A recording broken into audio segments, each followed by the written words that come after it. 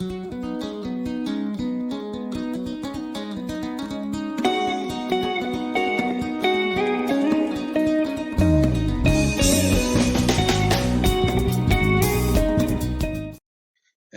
and welcome.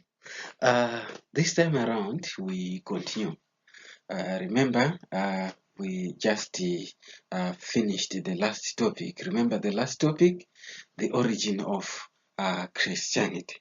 Now this time around we are looking at one of the major religions, and this one is origins of Islam. So we are going to look at Islam as another religion, another world religion, major religion. So we are going to look at the origins of Islam as in history form 2. Now let's look at the origins. The word Islam itself, when we just say Islam, this one, it means to submit to the will of God, total submission to the will of God. So Islam means submission to the will of God. So it is the religion which started in 622 AD. 622 AD in Mecca by Muhammad bin Abdullah. So it all started with Muhammad bin Abdullah in 622 in Mecca. Now, the believers of this religion are called Muslims. So believers of this religion, they are called Muslims. I hope we know the Muslims. We have ever seen the people who believe in the followers of this Islam. Maybe we are or you are one of them. So they are the Muslims, they are the people who voluntarily submit to the will of God. So the will of God is for you to submit to it freely. So those who submit freely to the will of God are called the Muslims. So Islamic holy book, they have the holy book or the scriptures. It's called the Quran or Quran. So, and God is known as Allah. So their sacred place of worship, the place where as Christians we say they go to church, but Muslims, they go to the mosque. They go to the mosque. So this Islam, it started in Palestine alongside Christianity and Judaism. So when Christianity was there, Judaism was there, Islam started alongside it. So we are saying that Islam started alongside Christianity and Judaism. That is to say, they existed at the same time. So these religions, they existed at the same time. So the three are interlinked. That is, they interlink. They are connected, and they all worship. They all worship one God. They all worship one God. That is to say, Judaism, they worship one God. When we talk of Christianity, it also about one God, and Islam also it's about one God. Although they have different names. So the founder of this one has already pointed out. We have said that it was founded by Muhammad. So Muhammad, it means an honest person to be praised. An honest person to be praised. So let's look at the founder, just as we did with Christianity. We looked at the founder. We said the founder was Jesus Christ, and we looked at the life of Jesus Christ, where he was born, his mother, and how he was educated and how he grew up. We looked at those things. But here again, it is also necessary for us to look at the life of Muhammad. So shortly after the Roman Emperor Justinian's death, that is in 565, an event took place which affected the whole world. So we are saying that Justinian died in 565, but Muhammad was born around 570 on 20th August, 570. So that's why we're saying that soon after the death of Justinian, then there was the birth of Muhammad. And the birth of Muhammad, it is an event that changed the world later. So he was born in Mecca. Now he was a son of Abdallah. Abdallah means the slave of Allah, slave of Allah. And that was Abdallah was his father, and his mother was Amina. So his father Abdallah died before his birth, and Amina died while he was 6 years old. So he grew up an orphan. His father died before he was born, and his mother died when Muhammad was only 6 years old. So he was brought up by his grandfather. So his grandfather was called Abdul Muttalib. But later on, after the death of the grandfather, then he was brought up by his uncle Abu Talib. So at 25 years old, he married Khadija. Khadija was 40 years, and Muhammad by then was 25. So Khadija was a very, very rich woman. So Muhammad managed Khadija's business transactions and frequently traveled on caravans to Syria. So he was managing the business of Khadija. So Khadija became his wife, but Khadija was a little bit older than himself. So Muhammad was not happy with the way of life of the people in Arabia. So he was not happy with how people were doing most of their things. So most of the Arabs, they worshipped a variety of pagan gods. They were worshipping the pagan gods. And the city of Mecca was the center of the worship of the pagan gods. So he was not happy. He was not happy to see the people of Mecca worshipping the pagan gods. So at the age of 40, when he was 40 years, then he used to retreat to a cave of Hira. So Muhammad was going to a certain cave known as Hira.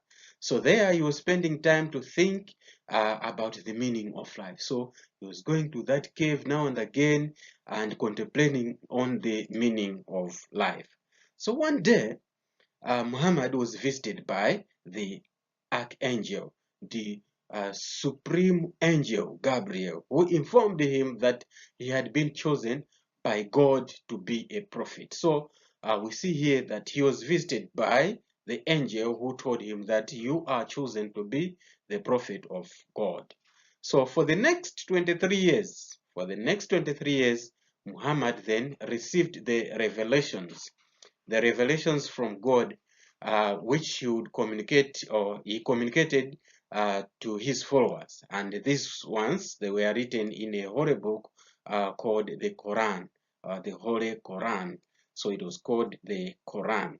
So he was receiving those revelations and he was recording them. They were recorded in the holy book, because himself, Muhammad, he was Ummi. He didn't know how to read and write, but he was receiving those revelations. After he received, he was telling his followers, then they were writing down in a book, and that book was called the Quran.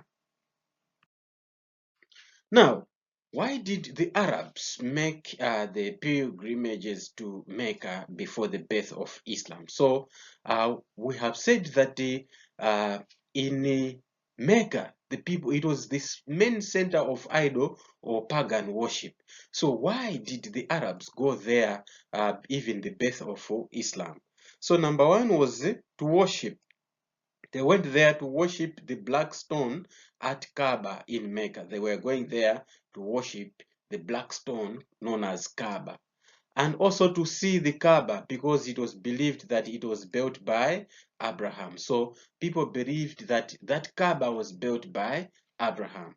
And also to consult the gods at Kaaba to get the fortunes. So they were going there for idol worship there, to consult the fortunes at Kaaba there. So those were the reasons why they were going to Mecca. So we have just mentioned of Mecca here. they were going to worship the black stone known as Kaaba. So the Kaaba is this one.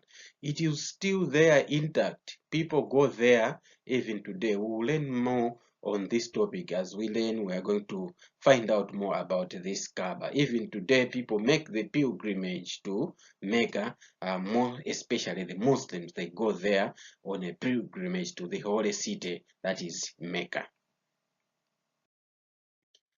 Now, let's look at the influence of Judaism and Christianity on Muhammad. So remember, we have just said that Muhammad, when you were studying this new religion, already there was Judaism and Christianity that were there. So Islam found Judaism and Christianity already in existence, and it just started as another religion. So what were the influence of Judaism then on and Christianity on Muhammad? Number one is the belief in one God, that is monotheism. Monotheism. So the belief in one God who created the universe. So Muhammad, he borrowed this from Judaism as well as Christianity to enable him rally the Arabs as a united community under one God. So therefore, when he saw the Jews and the Christians worshiping one God, so he thought to it, yes, we can also get united as Arabs under one God as Allah. And also another influence was the belief in angels. So both Islam and Christianity accepted angel Gabriel. In Christianity, we also mention the angel Gabriel. In Muslim, also the angel Gabriel is also mentioned as the instrumental in relaying God's word to His people. So the angel Gabriel, even in Christians, they believe that he is the archangel. He is the angel who delivers the message to his own people. So the presence of angel Gabriel, which is mentioned as Jibril in the Holy Quran, suggests that Muhammad had an idea of basic beliefs of Judaism as well as Christianity. So the mentioning of Jibril, that is Gabriel, in the Quran, it tells more that he had that idea of the same Gabriel who was taken as the messenger in Judaism as well as Christianity. And also parallelism in the sacred scriptures. When we say parallelism, it means the things that go together, the things that are just the same. This one goes, they go and they are almost the same. So stories of the Hebrew prophets and figures such as Abraham, Ishmael, the story of Lot and his wife, and King David, who is mentioned as Daud, and Solomon, who is mentioned as Suleiman. Also Mary, the mother of Jesus, who is mentioned as Mariam, and Jesus, who is also mentioned as Isa. Joseph is mentioned as Yusuf. All these are also found in the Holy Quran. So the parallelism of the scriptures. Well, the Quran mentions the same people, David as Daud. You will find that the Bible also has got the same David or the same story. And also direction of prayer while facing Mecca. That is the Qibla. So in order to be united with their fellow Jews in prayer in Jerusalem, the Jews who lived away from the Palestine, they prayed while facing the Jerusalem temple. So it was a custom of the Jews in the Jewish religion to say, oh, those who were in diaspora, those people who were away, not in Israel, they were worshipping wherever they were, but they were facing Jerusalem to be united in prayer with their fellow friends during that time of prayer. So when Muhammad reached Medina, he found the Jews doing that, worshipping while facing Jerusalem. So he copied this and also ordered his followers to pray facing Mecca. They were praying while facing Mecca, just as the Jews were doing. And also the common area of origin among the three religions. So all the three religions, they came from the Middle East.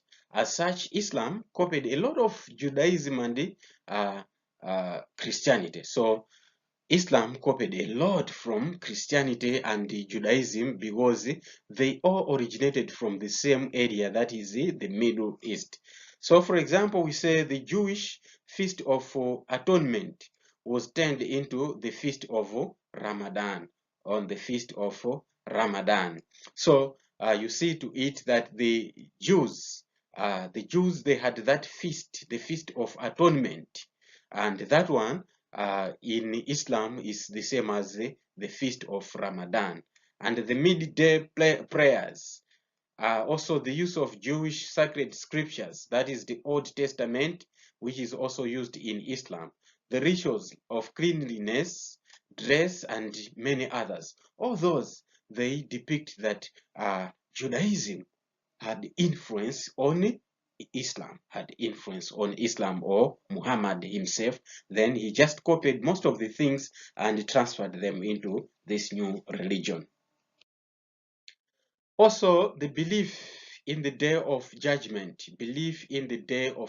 just like Judaism and Christianity. Islam believes that the world will end and God will judge the people according to their deeds. So this is similar to what the Christians and the Jews, they believe. And also the belief in life after death. Both Judaism and Christianity believe in life after death. Islam too shares the same beliefs. So that is another influence on Muhammad. Belief in the prophets. Also, Islam accepts Jesus Christ had a special place in God's ministry to the world. So the Muslims, they do not reject Jesus Christ. They accept him to say, yes, he had a special mission on God's ministry. And Islam also believes that Jesus was one of the prophets sent by God, but Muhammad was the last prophet. So Muslims, they do not, you have to understand this, Muslims do not reject Jesus Christ. They say that he was one of the great prophets, but Muhammad is in that line of Jesus Christ, but Muhammad is the last prophet of God. So let us look at the teachings now. What were the teachings, or what are the teachings of Islam? So we are going to look at the pillars of Islam. The pillars of Islam.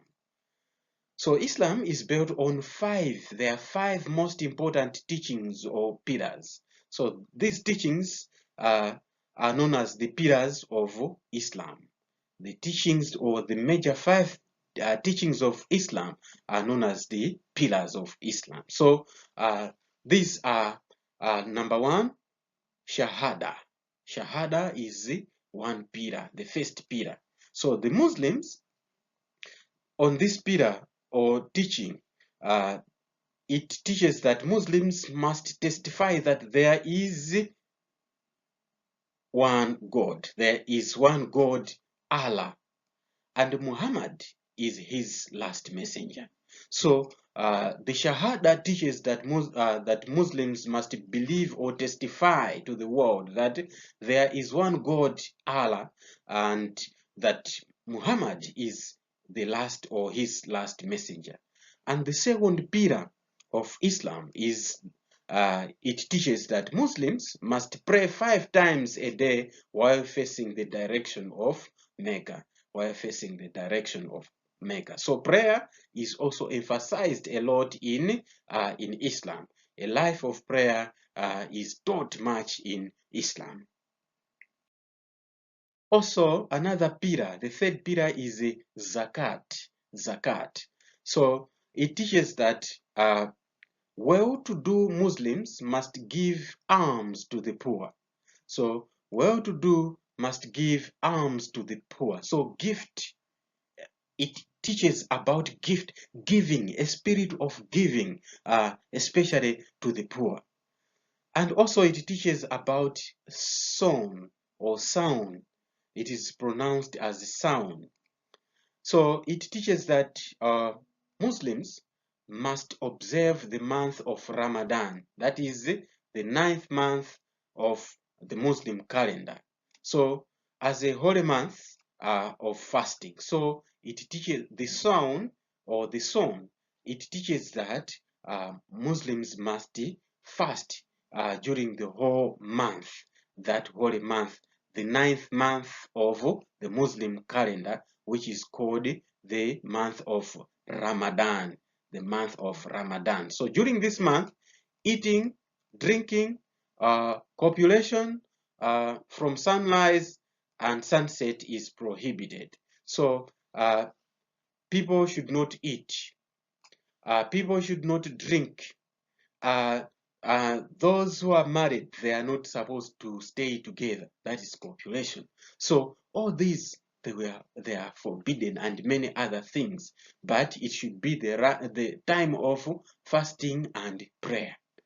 And another, or the faith pillar, is the Hajj. So on this one, the Muslims, they teach that Muslims must make a pilgrimage or a holy journey to the city of Mecca at least once in one's lifetime, mainly those who are rich and can afford it. So it teaches that all those Muslims who can afford, they are supposed to go on a holy journey to Mecca. So they go there and they go to Mecca. They go and they visit the Kaaba. Remember the Kaaba? We have just seen the Kaaba there. So they go there, worship there, going round, going round, going round. When they come back, they are the people who are known, or who are called Al-Hajj. They add Al-Hajj to their name.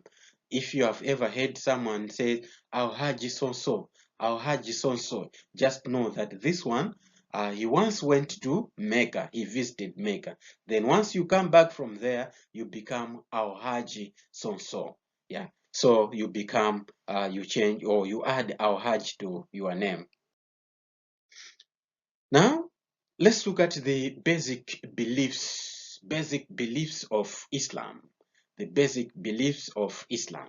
Number one is the belief in one God.